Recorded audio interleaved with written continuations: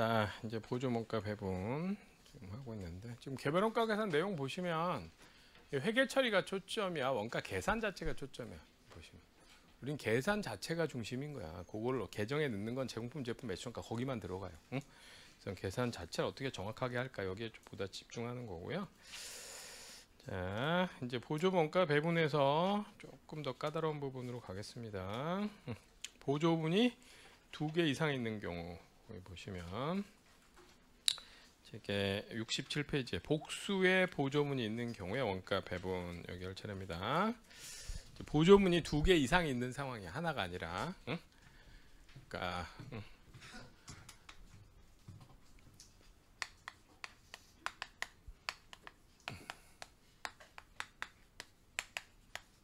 보조문이 2개 이상 있는 거예요. 2개 이상 있어서 예를 들어서 여기 식당이 있고 전력이 있다. 그 다음에 용접과 조립이 있다. 이렇게 이제 4개의 부문이 있었어. 그래서 용접과 조립은 제조 부분이죠. 여기서 각각 100만 원의 오버헤드가 발생했다. 그러면 이 제조 부분을 거치면서 제품이 생산되니까 부문별로 배분을 하면 이 2개는 배분에 문제가 없어. 근데 예를 들어 식당에서 100만 원의 오버헤드가 발생했고 전력에서도 100만 원의 오버헤드가 발생했다. 자, 이러면 이 보조문에 있던 거는 제조에 참여하지 않기 때문에 제품에 바로 배부할 기준이 없죠. 그래서 얘는 어떻게 했어요? 아까 제조분에 배분했잖아. 제품에 바로 배부할 수가 없기 때문에 이 보조원가를. 그래서 예를 들어 식당이다. 그럼 식당에서 단일 배분율로 실제 서비스 사용한 걸로 간단하게 배부한다면 여기 용접과 조립에 사람들이 와서 밥을 먹었는데 조립에서 700명이 왔고 용접에서 200명이 왔다. 그럼 이제 7대2로 배분하면 되겠죠. 근데 문제 뭐냐면 여기는 사람 없겠어? 여기도 근무하는 사람이 있을 거 아니에요. 그럼 얘네들도 와서 밥을 먹었을 거란 말이지. 여기서 100명이 와서 밥을 먹었다. 상황 이해되세요? 그러면 이제 이 보조분이 2개 이상 있으면 지네끼리도 서로 서비스를 주고받는 문제가 생기는 거야. 요걸 어떻게 할 거냐. 그 다음 전력 부분이 전기를 공급해 줬다. 전기를 공급해 줬는데 조립에 200kW의 전기를 공급해 줬고 용접에는 700kW의 전기를 공급해 줬고 식당도 전기 쓸 거 아니야. 뭐 나무대 가지고 하진 않을 거 아니에요. 응? 초 켜놓고 응? 뭔가 등 켜고 가동을 하면 전기가 들어갈 거 아니야. 그래서 여기도 100kW의 전기를 제공해 줬다. 사용했다. 자, 이러면 이제 배분이 어떻게 돼야 돼? 그러면 여기 식당 같으면 100만 원을 서비스 사용량 기준으로 배분하면 어떻게 돼? 2대 7대 1이죠? 그럼 20만 원, 70만 원, 10만 원. 전력에 10만 원을 배분해 줘야 돼. 그러면 전력은 자기는 원래 100만 원 있었고 10만 원 배분 받았으면 110만 원 배분한다고 하면 2대 7대 1이니까 식당에 다시 배부하죠. 11만 원. 그렇잖아. 10%. 그럼 식당의 원가를 다시 배부하면 무슨 문제가 있는 거야?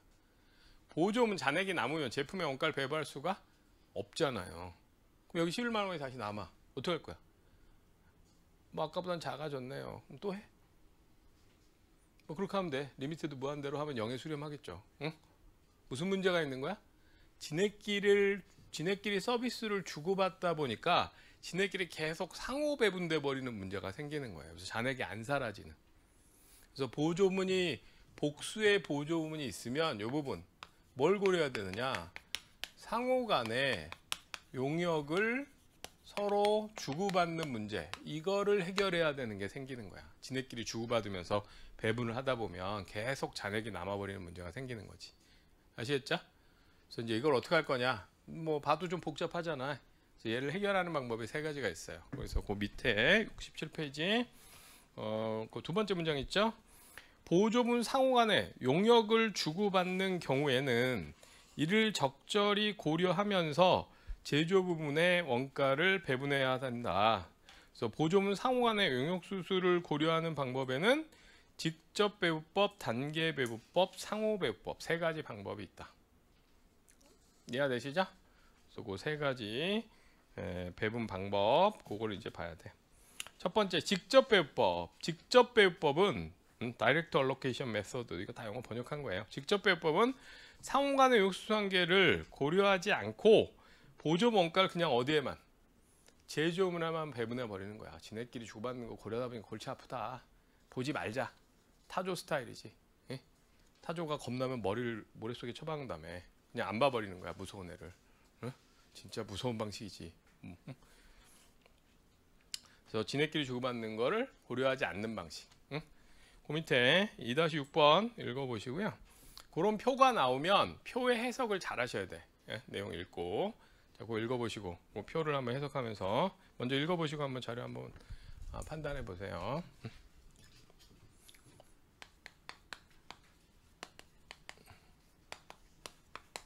직접 배우법은 상호 간의 융합수수를 고려하지 않는 방법이다. 고려하지 않는다. 그래서 어디에만 배분해? 그냥 제조 부문에만 배분하는 거야.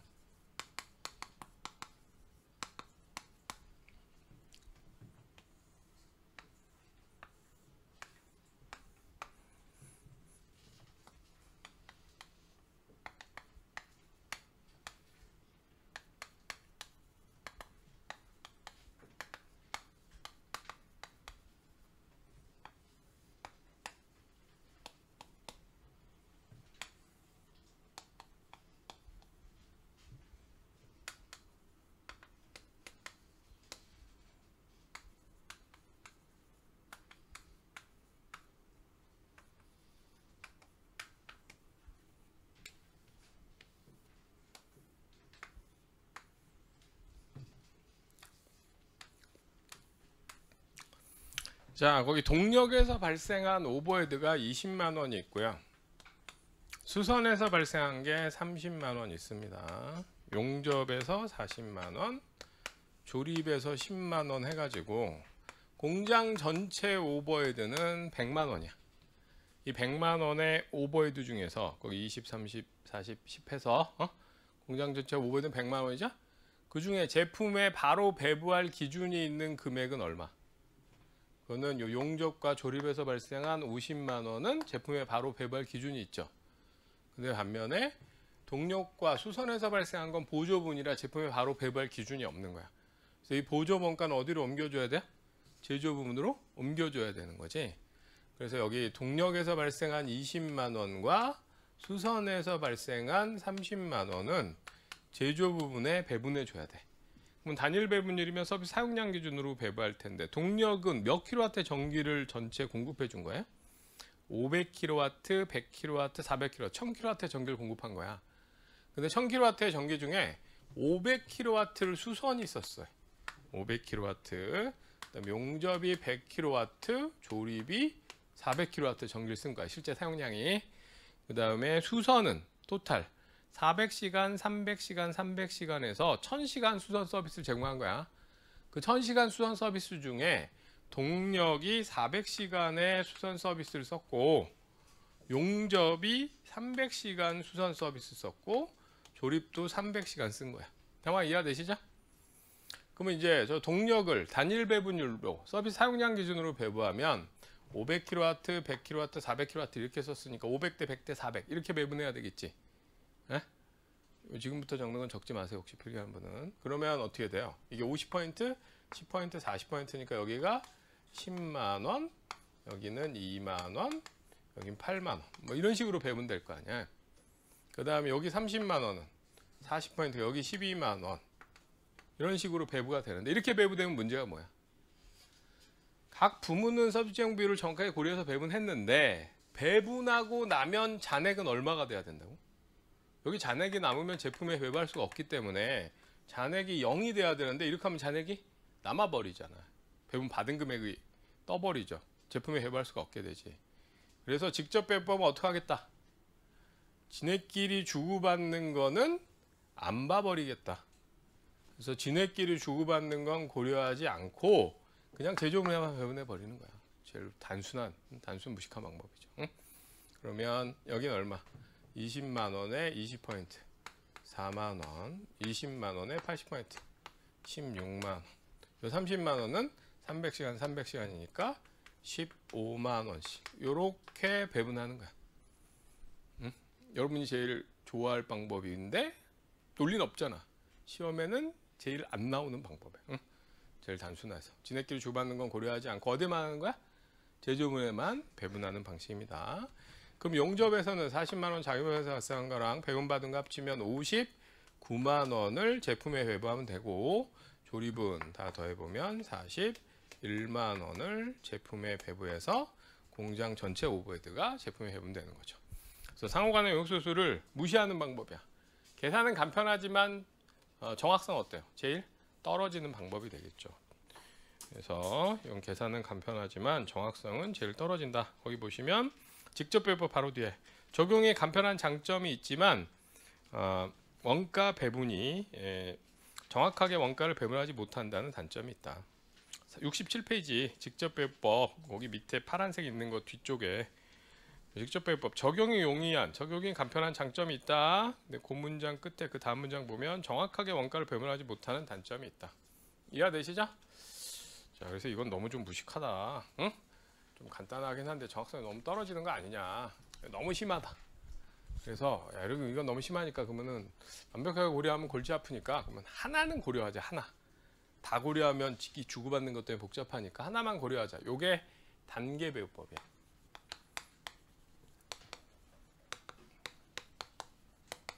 단계 배분법. 그래서 그 뒤에 보시면 단계 배분법. 스텝 메소드예요. 스텝 메소드. 단계 배분법은 보조본의 상호 간의 용역수수 관계를 단계적으로 부문적으로 배분하는 방법입니다. 그래서 얘는 배분 순서에 따라서 순차적으로 배분하는데 그때 이걸 그냥 서비스 정보를 완벽하게 고려하면 또 계속 순환되잖아요. 그래서 그걸 해결하기 위해서 주의할 게 배분 완료된 부문에는 배분하지 않는다.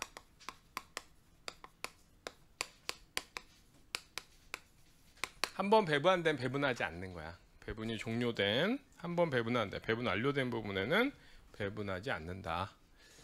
자, 거기 어떻게 되는지 같은 예를 가지고 보면 여기 보조 부분이 동력 부분이 있고 수선 부분이 있고 제조 부분에 용접과 조립. 여기 배분 전후로 동력에서 발생한 게 20만 원, 수선에서 발생한 게 30만 원, 용접에서 발생한 게 40만 원, 조립에서 발생한 게 10만 원. 공장 전체 오버헤드는 100만 원이죠? 공장 전체는 100만 원. 그 다음 이제 서비스 제공 비율은 동력이 서비스를 제공한 거는 500kW 비율로 볼게요. 여기가 50%, 10%, 40% 이렇게 서비스 제공한 거죠? 서비스 제공한 비율이. 그 다음 수선은 40%, 30%, 30% 이렇게 서비스를 제공한 거야. 자, 그럼 이걸 가지고 이제 배분을 해줘야 되는데 아까 직접 배분법은 너무 많이 무시했단 말이야. 그래서 단계 배분법은 첫 번째 배부할 때는 서비스 제공 비율을 100% 정확하게 고려하는 거야. 그럼 여기 같으면 동력 20만 원을 배부할 때는 서비스 제공 비율을 정확하게 고려하는 거야. 그러면 50%, 10%, 40%니까 어떻게 돼요? 10만 원, 2만 원, 8만 원 이렇게 배분하는 거지. 그럼 제일 정확했잖아. 근데 이제 두 번째 것까지 정확하게 하려고 보면 그러면 여기 잔액이 남아버리잖아. 그래서 어떻게 한 거야? 배분이 완료된 부분에는 다시 배분하지 않는. 여기다 배분 안 하면 잔액이 0이 될 수 있잖아. 그래서 한 번 배분한 데는 다시 배분하지 않는 방식으로 잔액이 남지 않도록 하는. 그러면 직접 배분법처럼 완벽하게 무시하는 것보다는 좀 더 정확하겠지만 완벽한 방식은 아니죠. 그래도 조금 더 고려하는 방식이 되는 거지. 그 다음에 질문. 여기 수선도 배부하고 나면 잔액이 얼마 돼야 돼요? 잔액이 나면 안 되니까 이것도 배부하고 나면 잔액이 0이 돼야 되겠죠? 그럼 여기 잔액을 0으로 만들려면 수선에서는 얼마를 배분해 줘야 돼? 장에서 발생한 거랑 배분받은 거를 합쳐서 배분해 줘야 잔액이 남지 않겠지. 얼마를 그러면? 40만 원을 배분하는 거야. 여기는 이 발생한 거 배분받은 거 합쳐서. 그러면 여기 잔액은 없어지죠. 그럼 40만 원은 몇 대 몇으로? 3대 3. 50%씩 하면 20만 원, 20만 원. 이렇게 배부하면 요게 단계 배부법이에요. 그러면 용접에서 배부할 금액은 62만 원 되는 거고, 조립에서 배부할 금액은 38만 원을 제품에 배부하면 되는 거죠. 그러면 공장 전체 오버헤드 100만 원이 모두 제품에 배분되게 되는 거지. 이해되시죠? 단계 배부법 어떻게 하는 거야? 첫 번째 배부할 때는 서비스 정보를 100% 고려하는 거예요. 근데 두 번째부터는 잔액을 없애기 위해서 어떻게 하는 거야? 한 번 배부한 데는 다시 배분하지 않는 방식을 선택하는 거야. 그 다음에 두 번째 배부할 때는 자금에서 발생한 거랑 배부받은 거를 합쳐서 배분해줘야 잔액이 남지 않는다. 여기까지 이해되시죠? 자, 다음 질문. 지금 제가 여기 칠판에 푼 거는 동력을 먼저 배분했어요. 동력을. 근데 만약에 순서를 바꿔서 수선을 먼저 배부하면 배분의 결과는 지금과 같을까 다를까? 수선을 먼저 배부하면 요 40%가 고려되겠죠. 그 대신 이게 무시되겠지. 그러니까 결과가 어떻게 되겠어? 틀어지는 거야. 단계 배부법의 단점, 요 기억하셔야 말문제로 잘 나와요. 얘는 단점은 암기해 놓으셔야 돼. 배분 순서가 달라지면 배분 결과가 어떻게 돼요?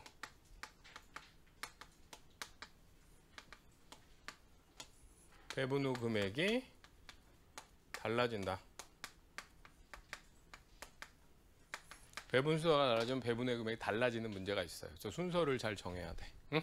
요거 서술형 문제로 잘 나와. 단계배법에. 그래서 거기 단계배법 68페이지 보시면 맨 밑에 문장 주의할 점. 특정 보조 원가가 보조 원가를 배분하고 나면, 배분을 완료하고 나면 배분이 끝난 보조분에는 다시 원가를 배분하지 않는다. 왜 그렇게 하는 거야? 그렇게 해줘야 뭐가 돼요? 배부의 잔액이 0이 되는 거지. 배부의 잔액을 안 남겨서 제조물에 모두 배분될 수 있도록 하기 위해서. 그 다음에 69페이지 맨 밑에 있는 문장 파란색으로 있는 거, 단계배법은 보조분의 배분 순서가 달라지면 배분의 결과가 어떻게 된다? 달라진다. 그래서 배분 순서를 결정하는 게 중요하다. 응?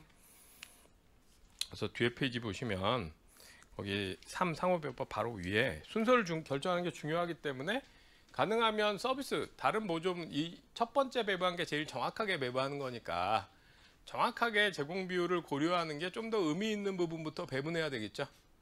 그거 얘가 거기 있는 거야. 이거 뭐 밑줄 치고 그러지 마세요. 다른 보조분에 제공한 용역 비율이 큰 부분이거나 아니면 다른 보조분에 제공한 보조 원가 금액이 크거나 보조분 자체에서 발생한 금액이 큰 부분, 이런 부분부터 먼저 배부하는 건데, 이게 만약에 세법이다 그러면 어떻게 되는 거야? 이게 유권 해석자가 정해버리는 거야. 어떤 순서로 해라. 논리가 아니라. 그러니까 그걸 외워야 되는 거야. 근데 우리는 그런 기준이 있는 과목이 아니니까 그냥 합리적으로 이런 걸 고려해서 한다, 이 정도 생각하시면 돼. 그래서 이건 뭐 순서 같은 건 중요하지 않아요, 우리는. 그래서 중요한 건 어떤 거예요? 배분 순서가 달라지면 배분의 결과가 달라지게 되고, 그래서 순서를 결정하는 게 중요하다. 근데 그때 처음 배분한 게 서비스 제공비율을 제일 정확하게 고려하죠. 그러니까 서비스 제공비율을 정확하게 고려하는 게 의미 있는 부분부터 배분해 줘야 된다. 거기 있는 건 그거 예고. 그래서 참고로 읽는 정도로 보시면 돼. 여기까지 아시겠죠? 단계배법. 자, 단계배법 뒤에 문제 좀 볼게요. 88페이지 8번 있습니다. 8번 풀어보시고. 88페이지에 8번 문제예요.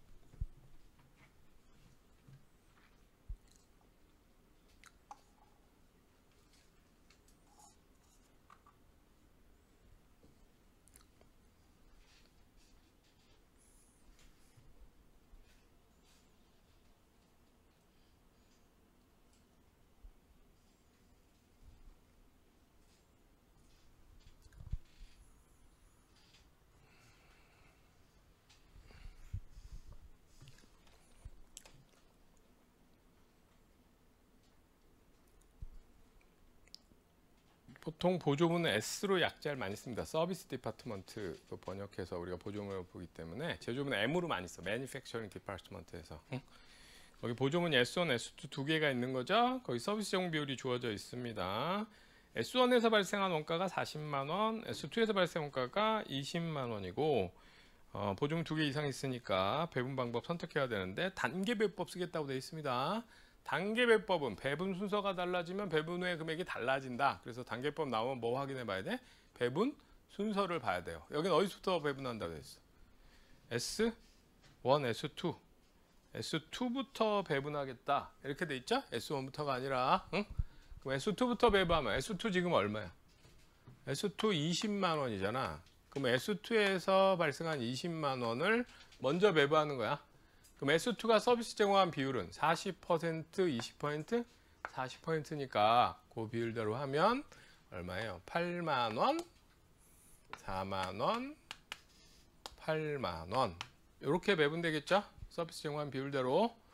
그 다음에 여기는 한번 배분이 끝났죠? 배분이 종료된 부분은 다시 배분하지 않는다 그랬지.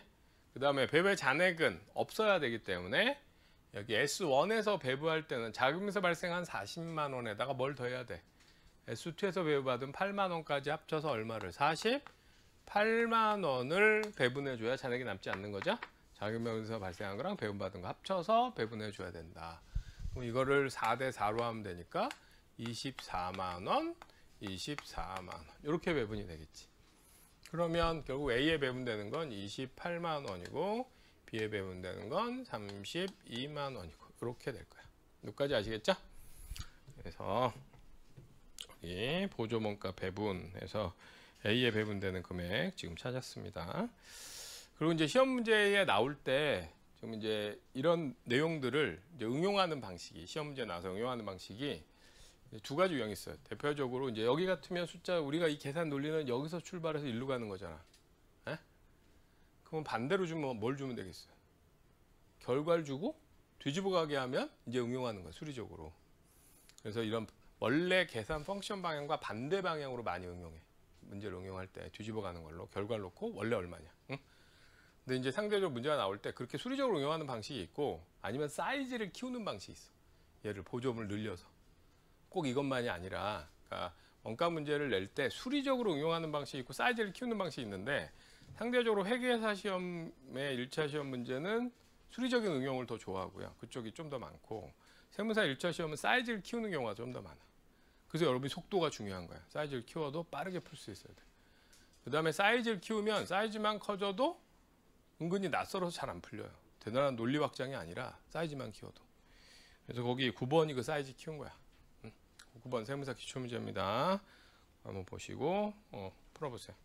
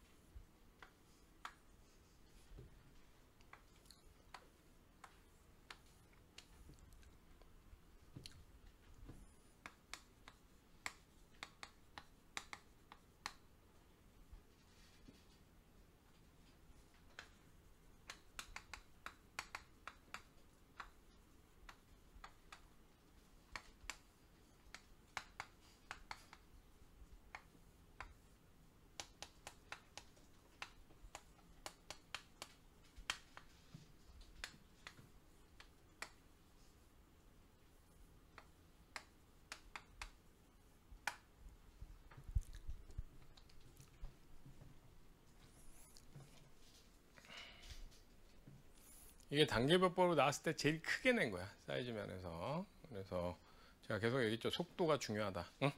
여러분이 문제 풀 때가 되게 쉽다. 쉬우면 나중에 복습할 때는 쉬운 건 빨리 풀어야 돼. 그런 것들을 빨리빨리 풀어야 이런 사이즈 좀 큰 것들도 속도가 낮아진다고. 응? 근데 그냥 뭐 쉬우면 쉬운 대로 느긋하게 그냥 한 뭐 편안하게 한 3분, 4분에서 풀고 이러지 말고 쉬운 건 빨리 풀도록 그렇게 연습을 하셔서 그 시간을 줄여서 어려운데 시간을 더 쓰는 거예요. 모든 문제를 또 비슷한 시간에 푸는 게 아니라. 응?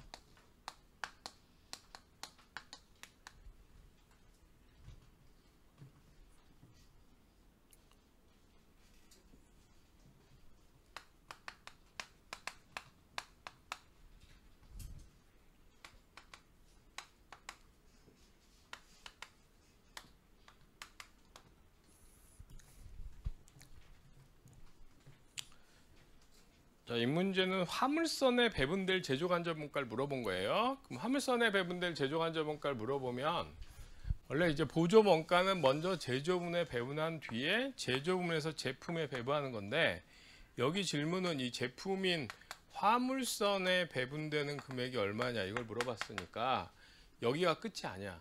지금 이 보조원가 배분은 요 1단계만 한 거죠. 여기서 1공장, 2공장 금액을 찾은 뒤에 그걸 다시 어디에 배분해야? 화물선에 배분해 줘야 최종적으로 화물선에 배분된 제조간접원가가 나오는 거예요. 응? 일반적으로 이 문제가 너무 크니까 보통 요 1단계만 낸다고. 앞에 푼 게 요거였죠. 그냥 보조원가 배분으로 끝났잖아. 근데 더 크게 내면 요게 더 붙는 거야. 제품에 배분하는 것까지. 자, 그럼 여기 보조분이 여기 수선, 동력, 관리 3개 부분이 있어. 단계배법 쓴다 그랬죠? 그러면 단계배법 배분 순서가 중요하다 그랬잖아요. 어떤 순서로 한다 그랬어요, 거기? 배분 순서를 보시면 관리, 동력, 수선의 순으로 배분하겠다. 자, 그럼 관리를 먼저 배분하는 거야. 그럼 관리에서 200만 원의 보조원가가 발생했어요. 그럼 여기 배분의 잔액이 0이 돼야 되니까 여기는 다시 배분하면 안 되는 거고, 서비스 정황 비율 따라하면 200만 원에 40% 80만 원, 80만 원, 200만 원에 15% 30만 원, 5% 10만 원. 이렇게 배분하면 되겠죠? 그다음 두 번째로가 동력이지. 두 번째는 그럼 동력은 배분의 잔액이 0이 돼야 되니까 얼마를 배분해 줘야 돼? 여기는 장유에서 발생한 90만 원에 배분받은 10만 원까지 합쳐서 100만 원을 배분해 줘야 되겠죠. 100만 원을. 근데 관련님이 배분했으니까 배분 대상이 아니고 동력 서비스 정환 비율대로 배분하면 50%, 40%, 10% 이렇게 배분이 되겠죠? 그 다음에 여기도 배분의 잔액이 0이 되니까 한 번 배분한 데는 다시 배분하지 말아야 되는 거지. 응? 여긴 배분하면 안 되고. 그 다음에 여기도 배분의 잔액이 0이 돼야 돼. 배분의 잔액이 0이 되려면 요 금액을 모두 다른 부분에 배분해 줘야 되겠죠. 그럼 여기서 얼마 배분해야 돼? 장유에서 발생한 100만 원에 보조부터 배분받은 40만 원까지 더해서 얼마? 150만 원을 제조분에 배분하면 되죠. 근데 한 번 배분하는데 배분하지 않고 자기 스스로 쓴 것도 여기 배분하면 잔액이 남아버리잖아. 그것도 고려하지 말아야 되고, 그러면 제조분에만 배분하면 30%, 20%니까 이쪽이 90만 원, 여기는 60만 원. 이렇게 배분이 되겠지. 그럼 요까지 하면 요 1단계를 한 거야. 보조분가를 어디에 옮긴 거야? 제조분에 옮긴 거죠. 그래서 1공장은 이렇게 다 더하면 얼마가 되는 거예요? 1공장에서 배부할 전체 금액은 380만 원에 보조부터 배부한 거 다 더하면 여기가 600만 원인가? 그 다음에 2공장은 320만 원에 다 더해보면 500만 원 되는 거죠. 그럼 이제 뭘 한 거냐면 요 제조 부분에서 제품에 배부해야 될 오버헤드를 찾은 거야. 1공장에서 배부할 금액은 600만 원을 배부해 줘야 되는 거고 2공장에서는 500만 원을 배부해 줘야 되는 거죠. 이해되시죠? 근데 거기 자료 2번, 자료 3번, 자료 3번에 보면은 1공장에 사용한 노동시간 토탈 몇 시간? 2000시간이고 그중에 화물선이 몇 시간 썼어요? 800시간. 그럼 저기 있는 600만 원을 2000시간으로 나눈 뒤에 배분을 찾아서 그중에 800시간분. 아니면 비율로 보면 2000시간 중에 800시간이니까 40%. 응? 그다음에 이 공장도 1000시간 나눠서 400시간. 이렇게 하면 되겠죠? 그러면은 1공장에서 600만 원의 오버헤드를 배부해 줘야 되고 이걸로 2000시간 작업을 했으니까 2000시간을 나눠서 배부를 찾은 뒤에 그 중에 800시간을 화물선이 썼다. 화물선에 1공장에서 배부할 오버헤드고 2공장은 500만 원의 오버헤드가 발생했고 이걸로 1000시간 작업했으니까 나눠서 배부를 찾은 뒤에 이 중에 400시간을 화물선이 썼다. 이렇게 되는 거죠. 이렇게 해서 합쳐보면 화물선에 배분된 오버헤드는 얼마? 440만 원이 화물선에 배분된 오버헤드. 이게 뭐죠? 단계배법 문제 중에는 제일 사이즈가 큰, 길게 나온 거, 시간이 제일 많이 걸려요. 그래서 뭐 시간이 걸리는 거는 이상한 게 아니야. 근데 해보시면 세 개라 이거 자체도 약간 잘 안 되지. 해보면 약간 어색하게. 이 숫자는 논리가 똑같아도 사이즈가 커지면 다른 것처럼 느껴져요. 응? 엑셀을 이렇게 여러분이 써보면 이렇게 활성화된 시트만 이렇게 활성화된 시트 이렇게 띄우잖아. 근데 숫자가 예를 들어 보점 2개면 2개까지 활성화되어 있는 거야. 그래서 3개는 잘 안 들어가. 뇌에. 응? 머릿속에 CPU가 안 돌아간다고. 그래서 3개까지 해놔야 풀어봤어야 돌아가죠. 시험장에서 3개 갑자기 풀면 잘 안 풀려. 이거 못 푼 사람 많아. 사실 대단한 응용은 아니잖아요. 이거 지금. 물론 안 됐지만 대단한 응용도 지금 안 됐겠지만 근데 이게 1차 공부 충분히 많이 하면 할만하잖아. 거꾸로 생각해보면 내가 공부를 많이 했다면 풀만했을 것 같잖아. 근데 그때 이제 이 문제 나오기 전에 보통 보조분, 단계배분 2개만 있었단 말이야. 근데 3개짜리 나오니까 오히려 못 푼 사람이 되게 많았어. 공부를 많이 했는데. 그래서 사이즈 큰 것도 연습을 꼭 해줘야 돼. 그래서 이후에 다른 원가만이 아니라 숫자로 된 거는 특히 이제 공부를 할수록 큰 문제들을 많이 볼 건데 큰 문제 보면서 이런 문제 뭐 나올까? 이런 생각하지 마시고 큰 걸 풀어놔야 그게 무슨 도움이 되냐? 작은 게 쉬워져. 큰 걸 풀수록. 작은 게 머릿속에서 큰 거에 막 숫자를 만지다가 작은 걸 보면 팍 돌아가서 쉽게 탁탁 풀린다고. 그래서 큰 문제를 푸는 연습을 할 때 너무 좀 이렇게까지 해야 되나 이런 생각하지 마시고 풀어야 돼. 그리고 큰 문제가 뭐냐? 2차 문제예요. 그래서 나중에 이제 심화나 이런 데 가서 2차와 관련된 과목들을 쭉 더 연습하고 객관식으로 보면 되게 쉬워지지. 그냥 계산기만 두드리면 돼. 그래서 이건 좀 사이즈 큰 거니까 여기까지. 이 문제 복습할 때 꼭 푸세요. 응? 실제 기출 문제고 똑같이 나올 수 있어요. 그러니까 이런 문제는 그냥 유형을 외운다. 이런 마음으로 하시란 말이야. 응? 그 EBS 교재다. 이 책이 EBS 교재다. 이런 생각으로 공부를 하라고. 응? 그렇게 하다 보면 점수는 제일 좋을 거야. 응? 그러니까 지금 EBS가 시험에 안 나와도 사실 지금 고3도 EBS 교재를 시험에 나온다고 생각하고 공부하는 게 점수가 더 좋을 거야. 그래서 집중해서 공부할 테니까. 근데 그렇게 안 하거든. 뭐 이제 점수는 상대적으로 더 떨어지겠지. 응? 자, 여기까지 해서 단계배법까지 봤고요. 이제 상호배법 하나 더 봐야 되는데 오늘 오후 수업 있죠? 나도 있어. 그래서 오늘은 여기서 마치도록 하겠습니다. 수고하셨어요. 응.